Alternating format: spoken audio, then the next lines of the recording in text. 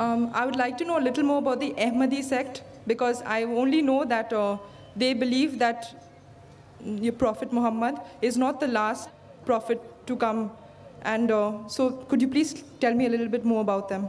Been का सवाल था कि वो जानना चाहती थी ये अहमदीस कौन है। वो जानती है कि वो मानते हैं कि मोहम्मद सल्लल्लाहु अलैहि वसल्लम आखिरी नबी नहीं हैं, वो जानना चाहती है। अहमदी एक ऐसा फ़िरका है जो कहता है कि मोहम्मद सल्लल्लाहु अलैहि वसल्लम आखिरी रसूल नहीं हैं। कुरान की आयत साफ कहती है, सूरह अहज़ाब की सूरा नंबर 33 आयत नंबर 40 में, मा काना मोहम्मदुन अबा अहदिम मिन रिजालिकुम वलाकिन रसूलुल्लाह व खातिमुन नबीन व काना अल्लाहु बिकुल्लि शैइन अलीमा। मोहम्मद सल्लल्लाहु अलैहि वसल्लम आप में से किसी के भी वालिद नहीं हैं और वो अल्लाह के रसूल है और वो खातिमुन नबीन है। अल्लाह सबसे ज़्यादा इल्म रखता है। इससे मालूम पड़ता है कि मोहम्मद सल्लल्लाहु अलैहि वसल्लम रसूल थे और आखिरी नबी थे। लेकिन नबी और रसूल के दरमियान फ़र्क है कि नबी अल्लाह के भेजे हुए नबी होते, इंग्लिश में कहेंगे प्रॉफिट। रसूल वो नबी है जिसके पास रिसालत भी आ चुकी है, जिसके पास रिसालत भी आ चुकी। That prophet who has been given a message, he is called as a messenger. लेकिन जब अल्लाह फरमाते हैं कि आखिरी नबी, उसका मतलब आखिरी रसूल भी, क्योंकि रसूल होने के लिए नबी होना ज़रूरी है। लेकिन हर नबी रसूल नहीं है, हर रसूल नबी है। तो अगर अल्लाह फरमाते आखिरी नबी तो उसका मतलब आखिरी रसूल भी। लेकिन अहमदी लोग, कादियानी लोग कहते नहीं नहीं, नबी का मतलब जिसके पास रिसालत आई, पैगाम आया, रसूल मतलब जिसके पास पैगाम नहीं आया। तो एक रसूल की जिसके पास पैगाम नहीं आया वो आने वाले हैं। और कहते मिर्ज़ा गुलाम कादियान वो रसूल है, जो बिल्कुल गलत तर्जुमा है। वो नबी और रसूल को उलट पलट करते, they give different meaning for both. तो इन लोग गलत मानी लेके कहते हैं कि कुरान में लिखा है कि अल्लाह के रसूल आखिरी नबी है। नबी मतलब ऊंचा दर्जा है, रसूल नीचे आता है, इसलिए रसूल आ सकते हैं। गलत तर्जुमा करते और कहते हैं कि मिर्ज़ा गुलाम अहमद मोहम्मद सल्लल्लाहु अलैहि वसल्लम के बाद भी रसूल आएंगे। उनमें से एक है मिर्ज़ा गुलाम अहमद कादियान, जो कुफ्र है। कुफ्र मतलब जो इस्लाम के ख़िलाफ़ है, कुरान के ख़िलाफ़ है, अल्लाह के रसूल के ख़िलाफ़ है। That the reason I say that deviated, वो सही मुसलमान नहीं हैं। जो भी कोई कहता है कि अल्लाह के रसूल मोहम्मद सल्लल्लाहु अलैहि वसल्लम आखिरी नबी आखिरी रसूल नहीं है, दे आर डूइंग कुफ्र, वो मुस्लिम हो नहीं सकते। दो सवाल है। पहले सवाल क्या कि अहले हदीस कहते हैं कि इस्लाम में सिर्फ दो ही फेस्टिवल है, दो ही त्यौहार है, ईद उल फितर रमज़ान ईद और ईद उल अदा बकरीद। क्या सही है? कुरान और हदीस की रोशनी में सिर्फ दो ही त्यौहार है, दो ईदें नहीं बोल सकते। एक है ईद उल फितर जो रमज़ान महीने के बाद आती है, नया चांद दिखने के बाद। उसी तरीके से ईद उल अज़हा चांद दिखने के 10वें तारीख को आती है। ये दो ही त्यौहार है। उसके बाद जितने भी त्यौहार है वो कल्चरल है, depending upon the country and the area. But इस्लाम में कुरान हदीस की रोशनी में सिर्फ दो त्यौहार है। आपका दूसरा सवाल कि इस्लाम में इंटरेस्ट, रिबा लेना देना हराम है, और अगर हराम है तो आज की दुनिया में एक इंसान कैसे रह सकता है, कैसे जी सकता है? कुरान में तकरीबन 8 जगह जिक्र आता है रिबा का, और कई जगह कहा गया हराम है। और खुसूसन सूरह बकरा में सूरा नंबर 2 आयत नंबर 278 और 279 में अल्लाह ताला फरमाते हैं कि if you give up not your demands of रिबा take notice of a war from Allah and his रसूल। अगर आप रिबा को नहीं छोड़ेंगे तो अल्लाह और रसूल आपके साथ जंग करेंगे। यानी रिबा लेना हराम है। क्यों हराम है? आप मेरी तकरीर सुनिए। Interest free economy promulgated by the Quran. आप कहते हैं कि आज की तारीख में, आज के माशरे में क्या रिबा के बिना इंसान जी सकता है? मैं जी रहा हूँ आपके सामने, मैं रिबा लेता भी नहीं, देता भी नहीं, सख्त खिलाफ हूँ। अरे भाई आप बोले इंसान को दुनिया में इंटरेस्ट के बिना लेना पॉसिबल है? मैं नहीं ले रहा हूँ, और अल्हम्दुलिल्लाह कई मुसलमान नहीं लेते। मैं ये भी जानता हूँ कई मुसलमान लेते वो हराम करते। रिबा लेना और देना, taking interest and giving interest is हराम। It is one of the biggest sin in Islam. Interest is prohibited, riba is haram. For more details, refer to my video cassette, Interest Free Economy promulgated by the Global Squad. My question is, in previous day, I read in newspaper, then one person in sleeping mood giving divorce to his wife is right or wrong? And what is the validity of this type of divorce? When he was sleeping, he tell talaq, talaq, talaq, and giving divorce to his wife. भाई साहब सवाल पूछे कि अभी उन्हें paper में पढ़ा कि एक आदमी ने नींद के अंदर अपने बीवी को तलाक तलाक तलाक कहा। अगर कोई नींद के अंदर तलाक तलाक तलाक कहता है तो क्या तलाक हो जाती है? तलाक होने के काफ़ी शराइत है, बहुत से है, वक्त नहीं है। लेकिन अगर कोई बिना होश में नहीं है, चाहे वो शराब की हालत में है, चाहे वो नींद में है, अगर तलाक कहता है तो तलाक नहीं होती, चाहे नींद में हो या शराब की हालत में। शराब की हालत में भी आदमी का होश नहीं रहता है, या नींद के अंदर है, नींद में तो उठा तलाक बोला तो तलाक होती ही नहीं, उसे होश में होना चाहिए। और तलाक के काफ़ी शराइत है। तलाक के पहले कुरान में अल्लाह ताला फरमाते हैं कि आप मियाँ बीवी के अगर कुछ प्रॉब्लम होता है तो आपस में बैठ के बात करो। अगर बीवी ने ज़्यादा नमक डाले और तलाक बोलना, ये तो है नहीं, बीवी को बोलो नमक कम चाहिए मुझे खाने में। तो कुरान और हदीस में आता है कि पहले मियाँ बीवी बैठ के बात करना चाहिए। और बात अगर नहीं सुलझती है तो कुरान मजीद में सूरह निसा में सूरा नंबर 4 आयत नंबर 35 में अल्लाह ताला कहते हैं कि appoint arbiter from both the sides, मतलब एक आदमी को, बड़े आदमी को लेके आओ बीवी की तरफ से, एक बड़े आदमी को लेके आओ शोहर की तरफ से, बैठ के समझौता करो और मामला हल करो। फिर अगर नहीं होता है तो it takes a long time. और फिर तरीका और डिटेल अगर आप चाहते तो मैं बोल सकता हूँ। और वो गुस्से में नहीं देना चाहिए, नशे की हालत में देना चाहिए, होश में देना चाहिए, काफ़ी शराइत है। वो बीवी हैस में नहीं होना चाहिए, she should not having menstrual period, बहुत से शराइत है। ये शराइत होने के बाद फिर तलाक होती है, उसका इद्दा पीरियड है 3 महीने का और काफ़ी प्रोसीजर है। लेकिन आपका मेन सवाल था, अगर नींद की हालत में कोई तलाक देता है तो तलाक नहीं होती है। Thank you, sir. Why is it important for a woman to marry a third party if she wants to go back to her first husband after her first husband has given her talaq? भाई साहब का सवाल था कि ज़रूरी क्यों है कि अगर एक औरत अपने शोहर के साथ तलाक हो जाता है तो उसे दूसरे से, थर्ड पार्टी से शादी करना ज़रूरी क्यों है पहले शोहर से वापस करने के लिए? ये सवाल है। सवाल अभी दोहरा है, जवाब दे रहा हूँ मैं।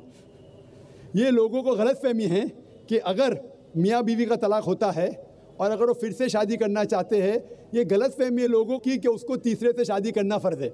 कुरान में साफ तौर पे लिखा हुआ है सूरह बकरा में सूरा नंबर 2 आयत नंबर 228 से लेकर 242 तक तलाक का पूरा डिटेल दिया गया है, किस तरीके से तलाक दिया जाता है।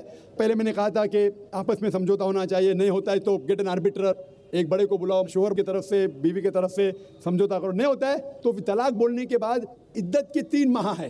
कुरान में लिखा है सूरह बकरा सूरा नंबर 2 आयत नंबर 228 के 3 माह, 3 महीने, 3 menstrual cycle is the period of waiting इद्दत। 3 महीने के बाद द डिवोर्स इज कंप्लीटेड। लेकिन 3 महीने के दरमियान अगर मियाँ बीवी वापस में रुजू होना चाहते तो हो सकते, तलाक नहीं होता है। लेकिन अगर 3 महीने तक रुजू नहीं होते और अलग हो जाते और 1 साल बाद उन्हें ख्याल आता है अरे हमने गलत किया, हम फिर से शादी करना चाहते, तो कुरान की आयत है सूरह बकरा सूरा नंबर 2 आयत number 232, do not prevent the women from marrying the former husband. आप औरतों को अपने पुराने शोहर से शादी करने से मत रोकिए। तो वो औरत फिर से अपने पहले शोहर से शादी कर सकती है, लेकिन नया निकाह नया महर, न्यू मैरिज न्यू महर। No no no, what you are saying is a misconception. I come to it. लोग समझते हलाला की ज़रूरत है, हलाला जैसी कोई चीज़ कुरान में है नहीं, उसके ऊपर आऊँगा। लेकिन फिर से शादी करने के बाद फिर से इन लोग ज़िंदगी बसर करते हैं, 3-4 साल बाद फिर से कुछ नाइत्तेफाकी होती है, फिर से तलाक। वही तरीके से समझौता करो, बड़े को लेके आओ, तलाक बोलो, 3 माह रुको, फिर जाओ, फिर से 2 साल बाद याद आता है नहीं वापिस से रहेंगे, फिर से शादी कर सकते, फिर निकाह, फिर महर, फिर से झगड़ा होता है। फिर तीसरी बार अगर तलाक होता है तो अल्लाह ताला फरमाते सूरह बकरा सूरा नंबर 2 आयत नंबर 230 में कहते हैं कि तीसरी बार अगर तलाक देंगे तो फाइनल। इसके बाद आप फिर से मियाँ बीवी ने, जब तक आप थर्ड को नहीं मैरी करें। इसमें क्यों? ये शादी ब्याह गुड्डा गुड्डी का खेल थोड़ी है। बचपन में गुड्डा गुड्डी का खेल में शादी करो फिर से तलाक दो, एक दिन में 10 बार शादी कर सकते, बराबर ना? ये जिंदगी गुड्डा गुड्डी का खेल थोड़ी है। 3 महीने लगता है तलाक के लिए, इतना टाइम लगता है। प्राइवेट मीटिंग, फिर बड़े लोग से मीटिंग, फिर 3 माह, फिर जुड़ो प्यार से, एक दूसरे पे कीचड़ मत उछालो, फिर शादी करो। मैंने मेरी ज़िंदगी में किसको भी नहीं देखा जो सही तरीके से तीसरी बार तलाक हुआ, मैं देखा नहीं अभी तक के। 1 बार हुआ देखा होगा, 2 बार, तीसरी बार तो देखा ही नहीं मैं। ये अगर आप गुड्डा गुड्डी का खेल करते तो फिर 1 बार आपने रिजेक्ट किया, 2 बार रिजेक्ट किया, 3rd बार फाइनल, फिर आप दूसरे से शादी करो। आप प्लान नहीं कर सकते, आप दूसरे से शादी करो और रो। और फिर पता लगा आपको मैं पहले शोहर से नाराज़ थी, सिर्फ दिन में 6 घंटा देते थे, ये नया शोहर तो 2 घंटा देता है, तो पहला वाला अच्छा। नो, दाल आटे का भाव मालूम पड़ेगा। मेरी माँ मुझसे कहती थी मार्केट जाएंगे तो दाल आटे का भाव, दाल और आटे का भाव, आप समझे ना? तो हो सकता है क्या, मालूम पड़ा मैं मेरे शोहर से झगड़ा करती थी, वो बीवी कहेंगी, मालूम पड़ा का नया शोहर तो पुराने वाले से बदतर है, आप समझ रहे ना? और फिर अगर नए वाले से डिवोर्स हुआ, सेम तरीका, आपस में समझौता, प्लानिंग नहीं। अगर प्लानिंग करेंगे कि एक रात तुम्हारे साथ सोऊंगा और फिर तलाक देना, ये हराम है, आप समझ रहे ना? ये कुछ लोग करते हैं, मैं जानता हूँ मुस्लिम माशरे में, वो हराम करते हैं। प्लानिंग करना, तुम्हारा शोहर बनूंगा, एक रात बाद तलाक दूंगा, फिर तुम शोहर शादी करना, ये हराम है। कुछ लोग करते हैं, गलत करते हैं, कुरान में ऐसा नहीं लिखते। तो अगर तीसरी बार तलाक के बाद या पहली तलाक के बाद भी, पहले बार तलाक दिए, दूसरे से शादी किए, फिर पता लगा सही नहीं, तो वापस जा सकते। आप समझे ना? तो ये जो है ज़रूरी है थर्ड पार्टी के पास जाना, अगर 3 बार सही तरीके से तलाक हो तो इस्लाम में इतनी छूट है माशाअल्लाह, और इतना सही मजहब है, it's the most practical way of life. Hope that answers the question. बिस्मिल्लाहिर्रहमानिर्रहीम, अस्सलामु अलैकुम व रहमतुल्लाहि व बरकातुहू। My name is Zahid Ehsan. By profession, I am a tailor.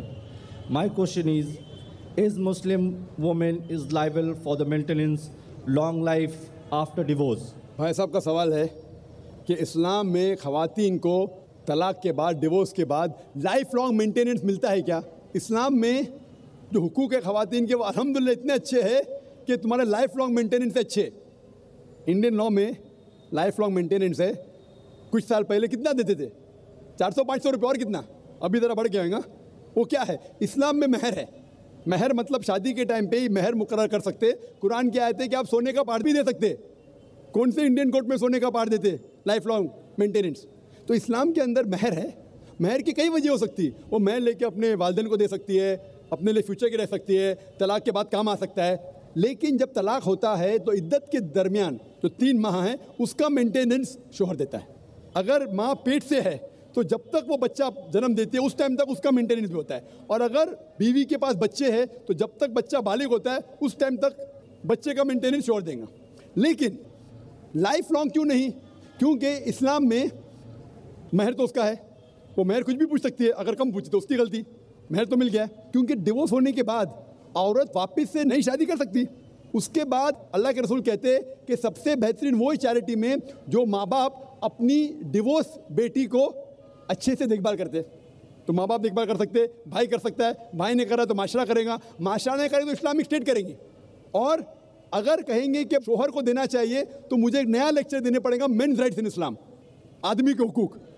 क्योंकि इमेजिन उसको महर भी देने का है, इद्दा का मेंटेनेंस भी देने का है, लाइफ लॉन्ग बोलेंगे, वो नई शादी करेगा उसको नया महर देने का। आदमी पे जुल्म थोड़ी करना चाहता अल्लाह ताला।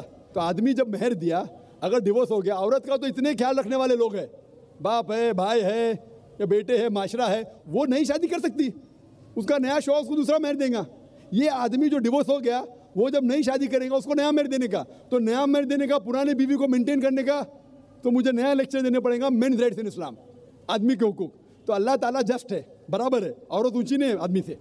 आप समझे ना? तो इसीलिए अल्लाह सुब्हाना व तआला ने सही इंतज़ाम किया है, लेकिन ख़वातीन का ख्याल भी रखा है कि अगर उसको ज़रूरत पड़े तो माशरे के दूसरे लोग उसका ख्याल रखेंगे। Hope that answers the question. How do we Muslims justify marriage among cousins, especially in the light of the Surah Al-Ahzab, verse 50, where after mentioning the relations you can marry, it says, this privilege for thee only, not for the rest of believers. बहन ने सवाल पूछा है कि इस्लाम में नज़दीक के रिश्तेदार फर्स्ट कज़न को शादी करने की इजाज़त क्यों है? और मैं डॉक्टर हूँ तो मैं सवाल का जवाब अच्छी तरीके से दे सकूँगा। जो बहन का सवाल है कि आप इस्लाम में फ़र्स्ट कज़न, चाचाजाद भाई या बहन से शादी करने की इजाज़त है, ये क्यों है? कुरान में जिस से मुमानियत है, जो आपके लिए शादी में हराम है, उसका जिक्र कहा गया सूरह निसा में, सूरह नंबर 4 आयत नंबर 22, 23 और 24 में। मैंने पहले भी कहा हूँ कि इस्लाम में कहा गया कि आप अपनी माँ से नहीं शादी कर सकते, आपकी बहन से नहीं, आपकी बेटी से नहीं, आपके भाई के बेटी से नहीं, आपके बहन के बेटी से नहीं, आपके वालदा के बहन से नहीं, आपके वालिद के बहन से नहीं, वगैरह वगैरह। इसके अंदर चचाजाद भाई और बहन का जिक्र नहीं है। तो क्यों अलाउड है? इसे कहते हैं कॉन्सैंग्यूनियस मैरिजेस, अंग्रेजी में कहते हैं कॉन्सैंग्यूनियस मैरिजेस। आज की साइंस जो कहती है कॉन्सैंग्यूनियस मैरिज से they can be genetic problems, लेकिन गौर किया जाएगा तो आज की साइंस ये कहती है कि अगर आप अपने सगे भाई या बहन से शादी करते हैं तो बहुत इम्कानात है कि देर में भी जेनेटिक प्रॉब्लम, आपको कई बीमारियां होंगी। आपका सगा भाई सगा बहन नहीं तो भी हो सकते, लेकिन चांसेस बहुत कम है। इस्लाम में चचाजाद भाई और चचाजाद बहन या फर्स्ट कज़न से शादी करने की इजाज़त है। तो साइंस ये नहीं कहती कि फर्स्ट कज़न से करेंगे तो प्रॉब्लम होंगे, लेकिन अगर लगातार कंटिन्यूसली जनरेशन आफ्टर जनरेशन, पीढ़ी के बाद पीढ़ी करते रहेंगे तो चांसेस है कि प्रॉब्लम हो सकता है। डॉक्टर अहमद सकर अपने तकरीर में कहते हैं कि अल्लाह के रसूल ने कहा है कि जनरेशन आफ्टर जनरेशन, लगातार पीढ़ी के बाद पीढ़ी अपने फर्स्ट कज़न, चचाजाद बहन या भाई में शादी मत करो। इससे बीमारी के इम्कानात है, लेकिन एक बार करने से नहीं है। डायरेक्ट सगा बहन और भाई से करेंगे तो बीमारी होंगी, आमतौर पे नहीं होंगी। Hope the answer the question. Assalamu alaikum. I hope you are doing well. Please don't forget to like and subscribe.